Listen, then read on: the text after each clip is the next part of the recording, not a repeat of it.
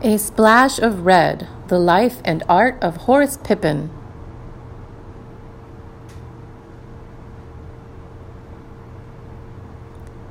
On February 22, 1888, the town of Westchester, Pennsylvania, celebrated a holiday. That day, in that same town, Daniel and Christine Pippin celebrated the birth of their son, Horace. Horace grew fast, so fast that his mother could barely keep up with the mending. "He'll be a giant someday," the neighbors would say. Grandma Pippin smiled at Horace's long legs and big hands. She figured the neighbors were right. Grandma's hands were big too, rough and scarred from her slave days in Virginia. But they were just fine for giving Horace hugs. "The biggest part of you," she told him, "is inside where no one can see." When Horace was 3 years old, the Pippins moved to Goshen, New York. As the family grew larger, everyone helped out. Horace put his big hands to work. He fetched flour for his mother. He sorted laundry with his sisters. He played with his baby brother. He held the horse while the driver delivered milk.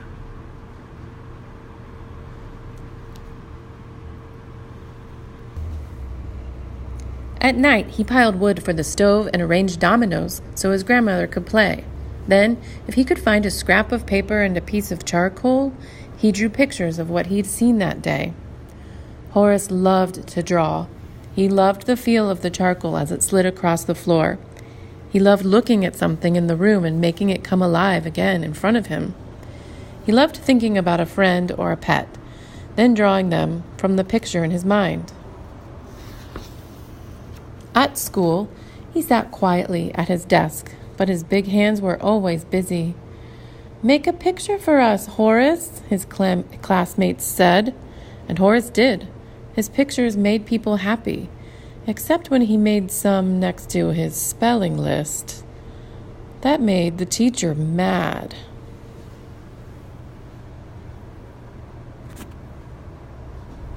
But Horace couldn't stop drawing.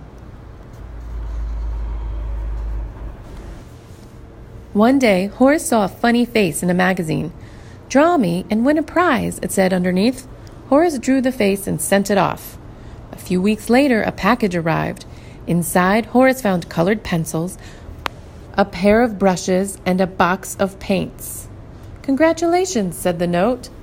Horace had won his first real art supplies. "Paint a picture for us, Horace," his sisters cried. And Horace did. He painted everyday scenes in natural colors. Then he added a splash of red. Horace was in 8th grade when his father left for good. The family needed money, so Horace quit school and went to work. For several years, Horace's big hands were always busy, stacking grain sacks at a feed store, shoveling coal at a rail yard, mending fences on a farm, carrying luggage at a hotel, making brakes in an iron factory, packing oil paintings into large wooden crates. Looking at these made Horace remember winning the art contest. How proud he'd been. How he'd loved those colored pencils, those brushes, and his first real box of paints. Horace was a big man now with big responsibilities. Still, he loved drawing as much as he always had. He used charcoal, broken pencils, whatever he could find. "Make a picture for us, Horace," the other workers said, and Horace did. Far across the ocean, a terrible war had begun. Horace's big heart wanted to help. The good old USA was in trouble with Germany. He joined the army and sailed away. In France, Horace and his regiment dug deep trenches for protection. There were no blankets or beds. It was always wet and cold and dark. "I have not seen the sun in more than a month," Horace wrote. He wrapped his big hands around a rifle. Planes droned overhead. Shells exploded. Gunfire rattled through the night. If the fighting stopped for a while, Horace put down his gun and picked up a pencil. "Make a picture for us, Horace," his soldier friends pleaded, and Horace did. He filled his notebooks one by one. "The war brought out all the art in me." One day, he climbed to the top of the trench. A shot rang out. Horace felt pain in his shoulder. He was hit. Many hours passed before help came. Horace was glad to be alive, but the bullet had badly damaged his right arm. When it healed, he couldn't lift or move it the way he used to. Now, when someone said, "Make a picture for us, Horace," Horace could not. After the war, Horace came back to the United States and met Jenny Wade. Jenny was a hard worker. She loved to cook. Horace was a hard worker too, and he loved to eat. It was a good match. They married and settled down in Westchester. I can never forget suffering, and I will never forget sunset. I came home with all of it in my mind. Horace was 32 years old, as big and as strong as ever. But because of his injured arm, he couldn't find a job.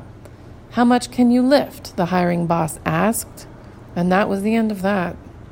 So Horace did what he could. He organized a Boy Scout troop. He umpired baseball games. He took the neighbors' children fishing. When Jenny started a laundry business, Horace delivered the clean clothes. As he walked along the streets of Westchester, his fingers itched to draw all the colors and textures he saw. Lacy white curtains billowing in the windows, a splash of red geraniums blooming on a step, a yellow cat sprinting down an alley, deep green vines spiraling up a wall. At night, his old home in Goshen, his grandmother's slave days, and the Bible stories he'd told made pictures in his mind. He longed to draw them too, but how? His right arm was weak and painful to lift. The iron poker stood by the fire, straight and tall as a soldier. Could he... With his left hand, he grasped the right wrist. He thrust the poker into the flames until it glowed red hot. Using his good arm to move the hurt one, he scorched lines into wood. "Make a picture for us, Horace," the neighbors said. And Horace did. With practice, his arm grew stronger, his hand steadier. "Maybe now," he told Jenny, "I can try painting." There was no money for art supplies, so Horace used an old brush and leftover house paint he found in the alleys. For a canvas, he used a clean piece of cloth. Every day and late into the night, Horace worked on his painting. He used gray, black, and white, the somber colors of war. Here and there, he added a splash of red. If a man knows nothing but hard times, he will paint them, for he must be true to himself. He used 100 layers of paint. He decorated the frame with tiny sculptures.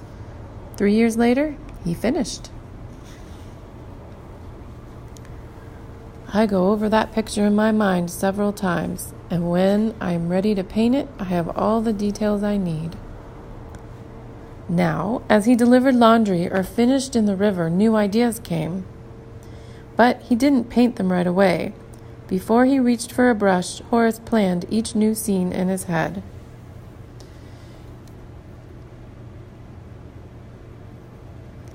He painted the milkman and his wagon, women working in the kitchen, children playing games in the yard, cotton fields and log cabins, John Brown and Abraham Lincoln,